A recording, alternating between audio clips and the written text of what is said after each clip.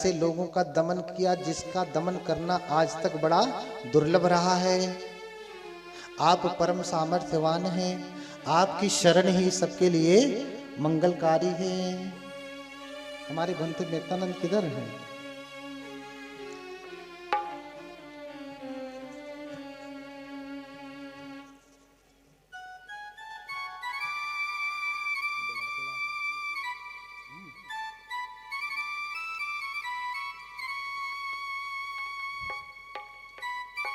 बोलिए भगवान बुद्ध की।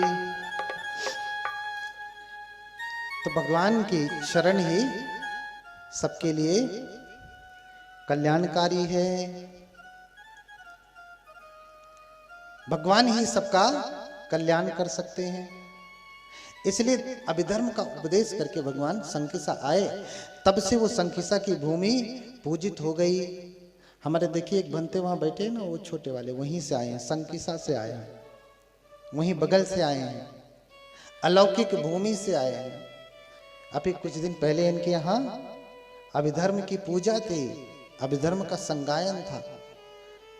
जिस धर्म का उपदेश भगवान ने देवलोक में किया उसी का पाठ चल रहा था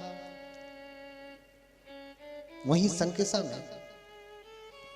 तो ऐसे हैं भगवान बुद्ध, ऐसे हैं उनकी महिमा। बोलिए भगवान बुद्ध की। हाँ, ऐसे भगवान की महिमा अगर किसी के ऊपर आ जाए, जिनकी सेवा में स्वयं ब्रह्मा है, जिनकी सेवा में स्वयं इंद्र हैं, जिनकी सेवा में चातुम महाराज के देवता हैं, जिनसे आप प्रार्थना करते हैं, हाथ जोड़ते हैं, वो किसकी सेवा कर रहे हैं? भगवान बुद्ध की। यही वो भगवान हैं जिनकी वो सेवा में लगे हैं। और जब उन्होंने धर्म जाना, बुद्ध हुए, तब भी ब्रह्मा जी आए और हाथ जोड़ करके निवेदन किया, देशीसु भगवा धम्मं अन्या तारो भविष्यति। हाथ जोड़ करके निवेदन किया था, भगवान आप उपदेश करें तभी इनकी आंखें खुलेंगी, नहीं तो ये पूजते ही रह जाएंगे, इनको कुछ मिलेगा नहीं। तभी जाकर के कृपा करके भगवान ने उपदेश दिया सारनाथ में। हाँ, भगवान के शब्दों में भी इतनी क्षमता है।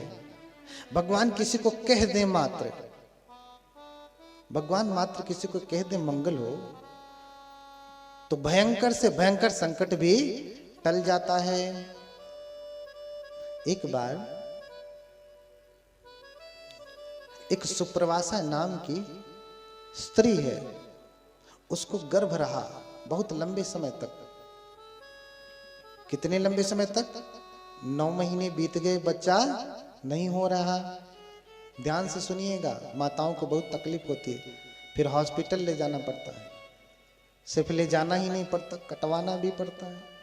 कटवाना ही नहीं पड़ता, उसको पकड़ के खींच के निकालना पड़ता है, चल बाहर निकल। कभी कभी तो केस बहुत क्रिटिकल होती है, डॉक्टर भी परेशान हो जाता है, कैसे निकालें इसको, कैसे रक्षा होगी। और ये सारा संकट मां को सहना पड़ता है। बाकी सारे ऑपरेशन तो डॉक्टर बेहोश करके कर देगा, लेकिन ये ऑपरेशन आपको, ये पीड़ा आपको आंखों के सामने देखते हुए, जीते जागते खुली आंखों से सहना पड़ता है मां को। इतना भयंकर कष्ट न सहना पड़े, इसलिए आपको एक अचूक मंत्र बता रहा हूं, ध्यान से सुनिएगा, फिर यह संकट नहीं आएगा। देखिए भगवान के समय में सुप्रवासा कैसे बचती है। सुप्रवासा को गर्भ हो गया 9 महीने का, बच्चा नहीं हो रहा। उस समय तो कोई ऑपरेशन नहीं था ना कि चलो डॉक्टर के पास कटवा के निकलवा दे, सीजर करा दे। 10 महीने हो गया, बच्चा नहीं हो रहा। 9 महीने के बाद एक दिन भी माता के लिए सुखदायी हो सकता है? नहीं, फिर हर दिन मां के लिए कष्ट है, 24 घंटा पीड़ा होगी, उसे परेशानी होगी। लेकिन 10 महीने बीत गया, अभी भी बच्चा नहीं हो रहा। 10 महीने बीत गए, 9 तो छोड़िए। अब सोचिए कितनी भयंकर समस्या है, कितना भयंकर संकट है। 10 महीने बीत गया, अभी भी बच्चा नहीं हो रहा है। सारे उपाय कर लिया, सारे मंत्रों का जाप करवा लिया, सारी पूजा पाठ जो भी करना था सब करवा लिया, कुछ आराम नहीं हो रहा है।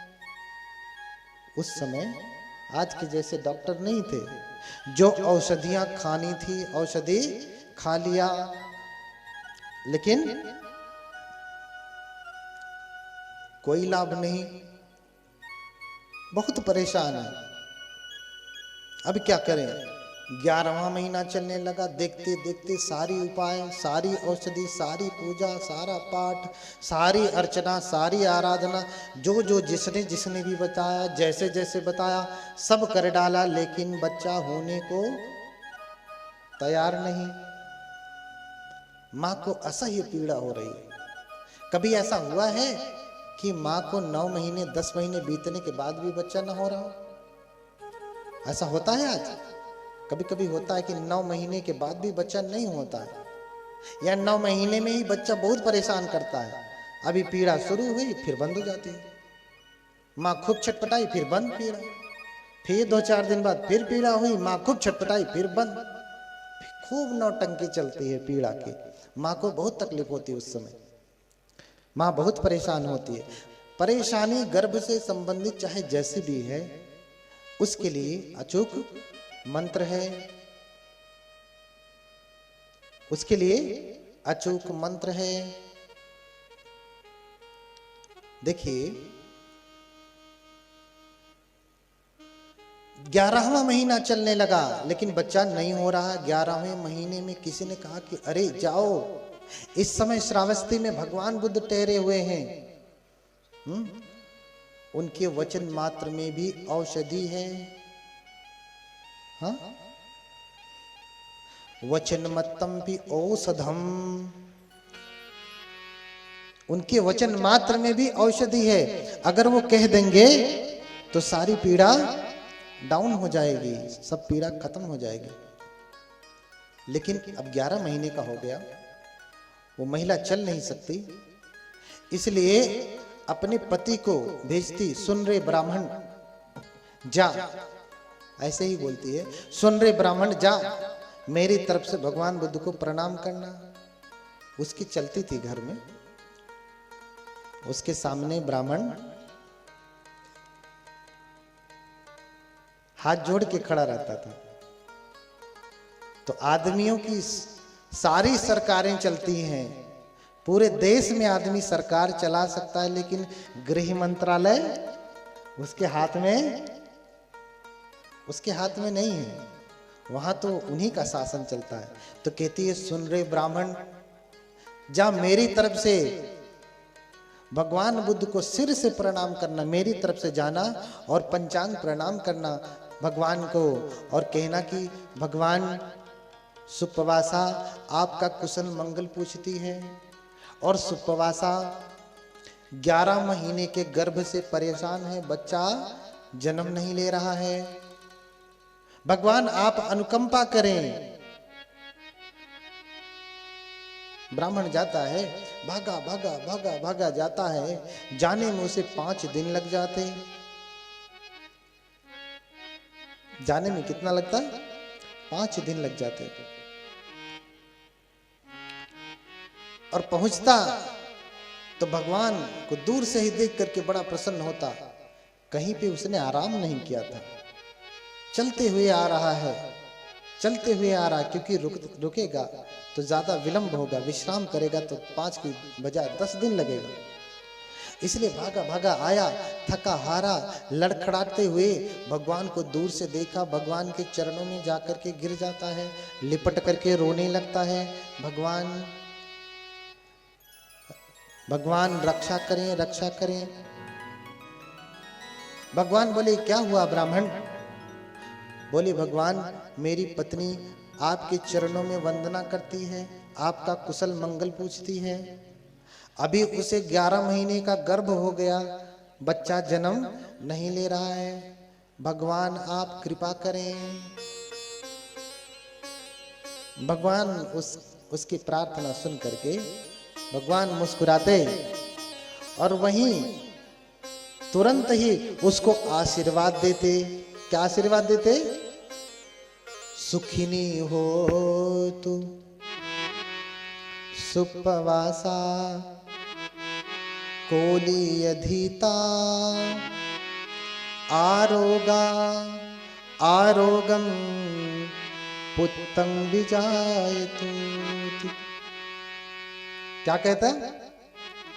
क्या कहते भगवान? सुखिनी हो तू सुपवासा कोलीयधीता आरोगा आरोगं पुत्तं विजायतु।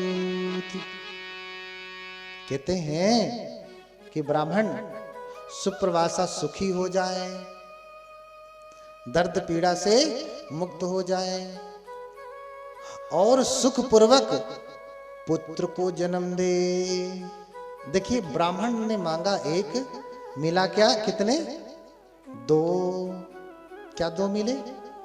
एक तो सुप्रवासा पीड़ा से मुक्त हो गई, दूसरे बच्चे को जन्म दिया। तो किसको जन्म दिया? पुत्र को। पुत्री नहीं, लोग पुत्र चाहते थे पहले भी और आज भी चाहते हैं कि पहले हो तो क्या हो? पुत्र हो और पुत्री ना हो, जबकि कोई भेद नहीं। ब्राह्मण भी इसी कामना से था कि मुझे पुत्र होवे, लेकिन अब तो हो ही नहीं रहा, ना पुत्र हो रहा है ना पुत्री हो रहा, तो बस जो भी है गर्भ में बस किसी तरीके से बाहर निकल जाए।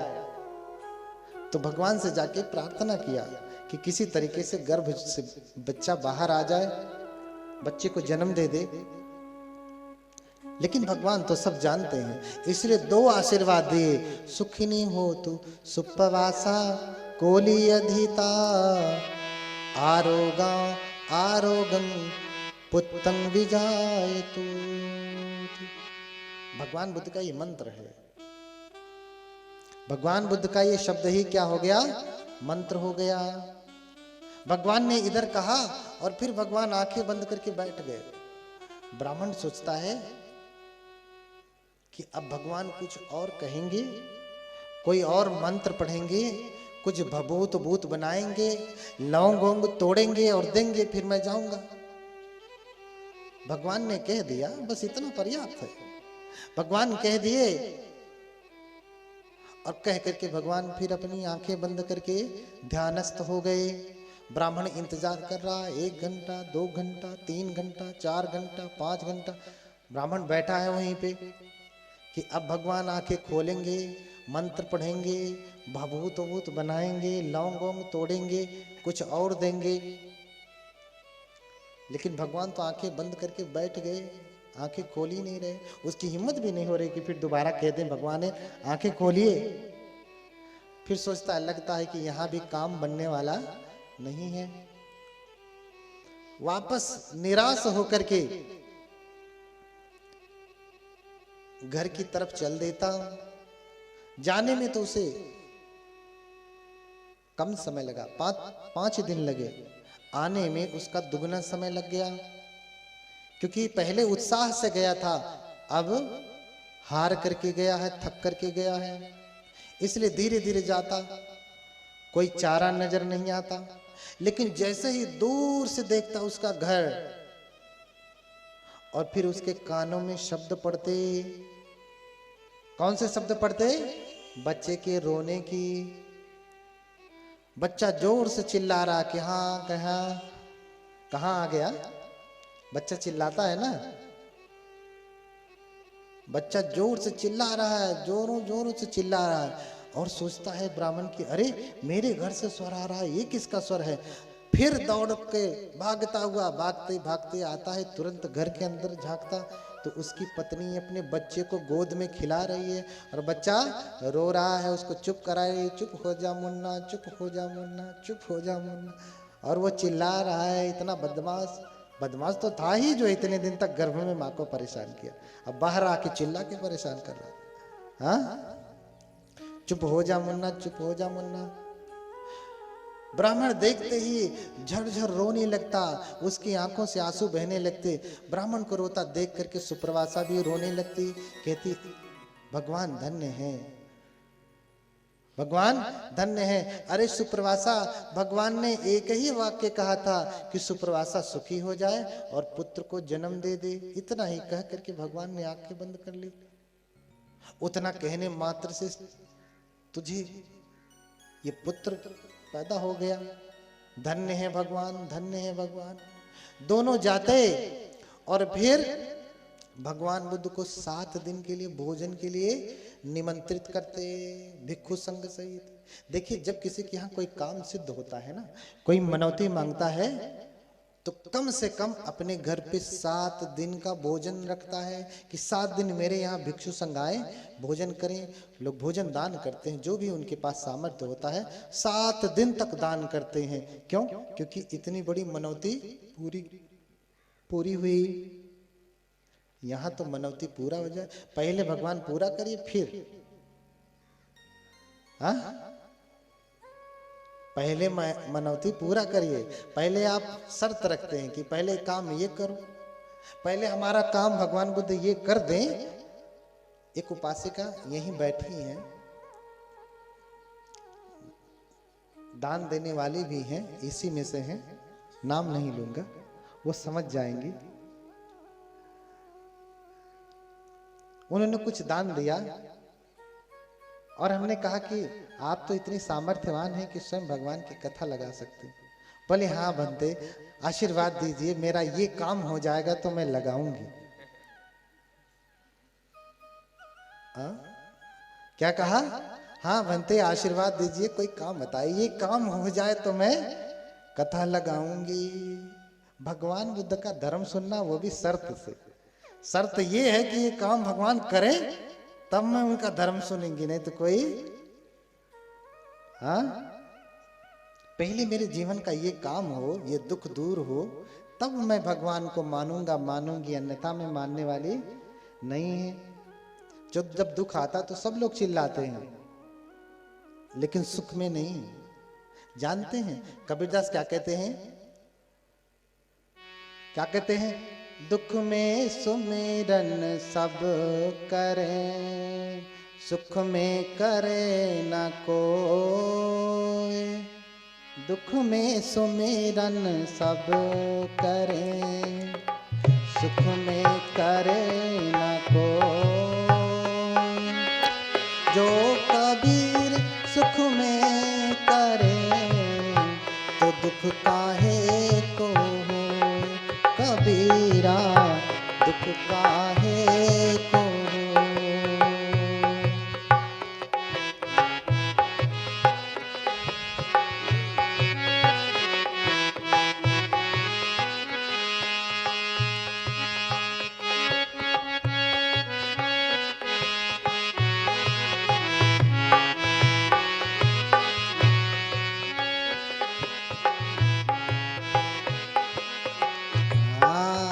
तो दुख काहे को हो?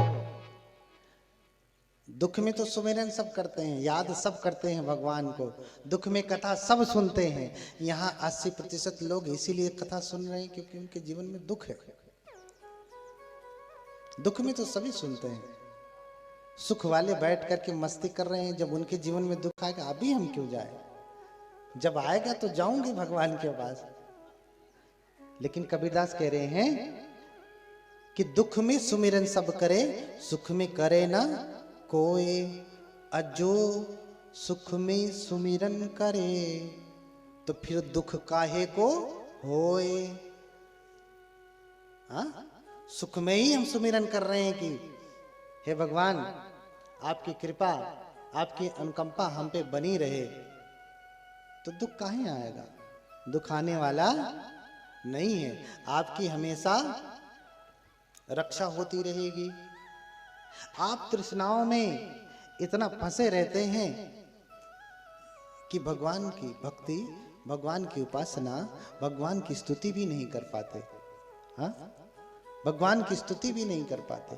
ऐसे ही एक और घटना है, इससे भी बड़ा मंत्र है। अंगुलीमाल जो 1999 की हत्या करके आता है और भगवान बुद्ध का शिष्य हो जाता। शिष्य होने के बाद जब वो एक दिन चारिका के लिए निकलता है, भोजन के लिए निकलता है पात्र लेकर के, तो लोग पहले तो उसके ऊपर पत्थर फेंकते हैं। पहले क्या करते? पत्थर फेंकते। क्यों? क्योंकि अंगुलीमाल एक हत्यारा था, बहुतों की हत्या किया उसने। हत्या करके उंगली काट के पहन लेता था, उंगलियों की माला पहनता था, इसलिए नाम पड़ा अंगुलीमाल। लेकिन भगवान से जब संपर्क हुआ तो उसने सारा बुरा कर्म छोड़ दिया। यही तो भगवान का सामर्थ्य है।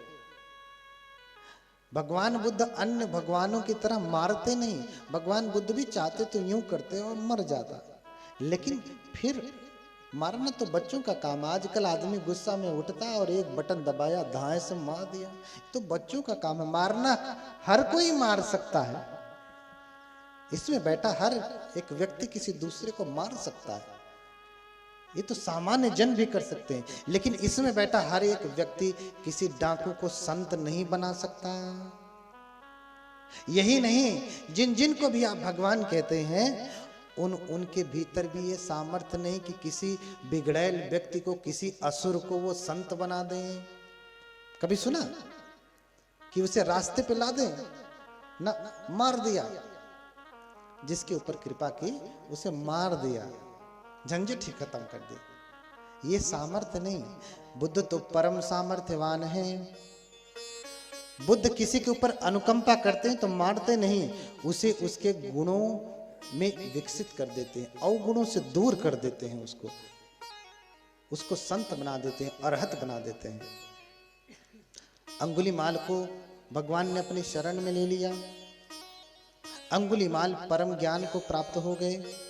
जब चारिका में चल रहे हैं तो लोग पत्थर मारते हैं। क्यों? क्योंकि इन्होंने पहले लोगों को मारा है, तो लोगों का क्रोध है जो पत्थर बन के बरस रहा है। हर दिन पत्थर फेंकते थे और उनका शरीर लहूलुहान हो जाता खून से। इतना पत्थर लोग मारते, भोजन क्या देंगे? लेकिन वो किसी को एक शब्द नहीं कहते। देखिए, संसार का ऐसा नियम है, जब कोई बदमाश रहता तो उसके किनारे कोई नहीं जाता डर के मारे। लेकिन जब वो सुधरना चाहता तो यही वो लोग हैं जो सुधरने नहीं देते, पत्थर मारते हैं। हाँ, अरे जब डाकू था तब तो आपने उसे झेला ही, बर्दाश्त ही किया। अब तो सही रास्ते पे चलना चाह रहा है तो चलने का उसे अवसर दीजिए, प्रोत्साहन दीजिए कि नहीं ठीक है, पहले जो किया सो किया, अब से अच्छे मार्ग पे चलो, जो बीत गया सो बीत गया। हाँ, अंगुलीमाल जाते हर दिन कोई न कोई पत्थर मारता, इतना मारता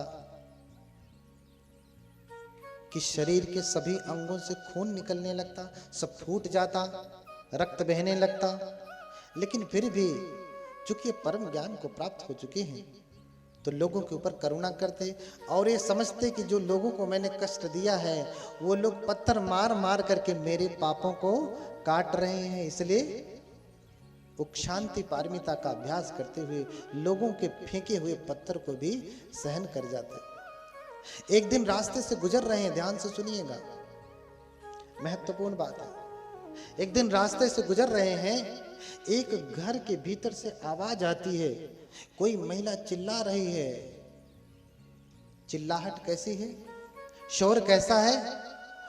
उस महिला को गर्भ है, गर्भ की पीड़ा हो रही, प्रसव पीड़ा हो रही है और महिला बच्चे को जन्म नहीं दे पा रही है, जोरों से चिल्ला रही है, असह्य पीड़ा हो रही है। और जैसे ही अंगुलीमाल के कानों में स्वर पड़ता है, अंगुलीमाल घबरा जाता, चिल्लाने लगता, उसके दुख को बर्दाश्त नहीं कर पाता, सहन नहीं होता और कान को बंद करके चिल्लाते हुए भगवान बुद्ध के पास जाता, चिल्लाते हुए, हाय मानो दुख पा रहा, हाय मानो दुख पा रहा है। उपद्युतं वतभो, उपद्युतं वतभो।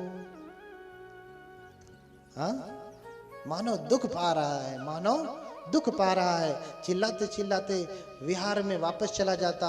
भगवान सुनते, अरे क्या बड़बड़ा रहे हो, कौन दुख पा रहा है? बोले, भगवान मैं चारिका के लिए गया था, एक घर में एक स्त्री बच्चे को जन्म नहीं दे पा रही है, जोरों से चिल्ला रही है, मुझसे उसकी पीड़ा देखी नहीं गई, मुझे बहुत दुख होने लगा। तो भगवान मुस्कुराते हैं, कहते हैं तुझसे देखा नहीं गया तो तू कह देता कि अगर मैंने कभी किसी को नुकसान नहीं पहुंचाया है, किसी की हत्या नहीं की है, तो इस पुण्य के प्रताप से तुम्हारे गर्भ का मंगल हो। तो अंगुलीमाल कहता, भगवान ऐसा मैं कैसे कह देता, मैंने तो हजारों लोगों की हत्या की है, हजारों लोगों को कष्ट दिया है, हजारों लोगों का घर उजाड़ा है, मुझसे बड़ा पापी कौन। तो ये तो वचन झूठा हो जाएगा। तो फिर भगवान मुस्कुराते, तो तुम ऐसा कहते कि जब से मैंने आर्य धर्म को जाना, ध्यान से सुनिएगा, अभी मंत्र है यही और ये मंत्र आपको याद करवाऊंगा। हाँ, जब से मैंने आर्य धर्म को जाना, तब से मैंने किसी की भी हिंसा नहीं की, किसी की भी हत्या नहीं की। इस सत्य वचन से तेरे गर्भ का कल्याण हो। तो तू ये मंत्र क्यों नहीं बोला? बोला हाँ भगवान, जब से मैंने आर्य धर्म को जाना, अर्थात जब से मैं भगवान बुद्ध की शरण में आया, तब से मैंने छोटे से छोटे चींटी की भी हत्या नहीं की, ना तो उसको नुकसान पहुंचाने की भावना भी की कि इसका नुकसान हो जाए। मैंने सबका ही मंगल चाहा है। बोले भगवान, तो तूने ऐसा चाहा है तो जा करके अपने इस तपोबल से उसे आशीर्वाद दे और ये मंत्र पढ़। जाके द्वार के सामने ये वाला मंत्र पढ़ना। कौन सा मंत्र? ध्यान से सुनना। यतोहं भागिनी, यतोहं भागिनी अरियाय जातिया जातो, नाभिजानामि सच्च पाणिनं जीवितं ओरोपेता। बोलिए भगवान बुद्ध की करुणा हो। यही मंत्र है, रिकॉर्ड कर लीजिए, सुन सुन करके याद कर लीजिए, नहीं तो लिख लीजिए। जब आपको परेशानी हो तो आप ये मंत्र जपिएगा। अंगुलीमाल द्वार के सामने जाता, जिस स्त्री को गर्भ था, द्वार के सामने हाथ जोड़ करके खड़ा हो जाता। ये तो हम भागिनी अरियाय जातिया जातो, ना भी जाना मी संचिच पाणिनम जीविता ओरोपेता। और जैसे ही अंगुलीमाल इस मंत्र का जप करते ही उस महिला की प्रसव पीड़ा शांत हो गई। देखते ही देखते उसने संतान को जन्म दे दिया। फिर अंगुलीमाल की जय जयकार होने लगी। जो लोग पत्थर मारते थे आज उसे कंधों पे उठा लिया। अरे अंगुलीमाल की जय हो, बोलिए अंगुलीमाल की जय हो, बोलिए अंगुलीमाल की जय हो। अरे अंगुलीमाल ने एक मंत्र पढ़ा, यतो हम भागिनी अरिया जातिया जातो, ना भी जानामी संचिच पाणिनम जीविता ओरोपेता।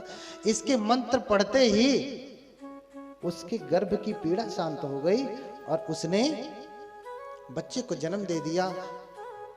ये अंगुलीमाल परम तपस्वी हैं, परम सामर्थ्यवान हैं।